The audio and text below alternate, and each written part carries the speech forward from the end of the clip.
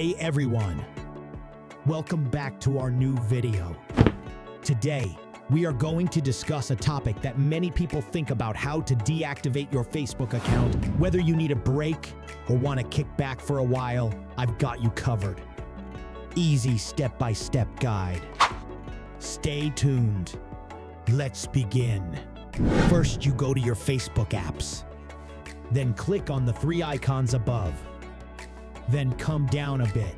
Now look here, settings, and click on privacy there. Then click on the settings option you will see above. Then click on personal details. Now click on profile. Then click on account ownership and control at the bottom.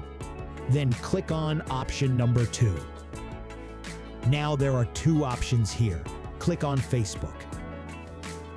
Now, here you choose to delete or deactivate the account. Since we will be deactivating, we will click on the first option. Then click on Continue. Continue again. Now enter your password and click Continue.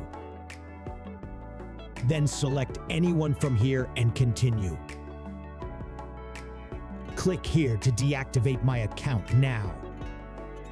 You have successfully deactivated your Facebook account. If you found this tutorial helpful, give it a thumbs up, share it with your friends, and don't forget to subscribe for more social media tips.